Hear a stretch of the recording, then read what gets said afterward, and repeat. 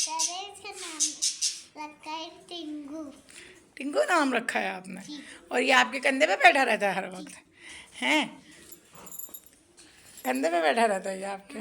आप प्यार करती हैं इसको? हैं? और इसकी मादा कहाँ है?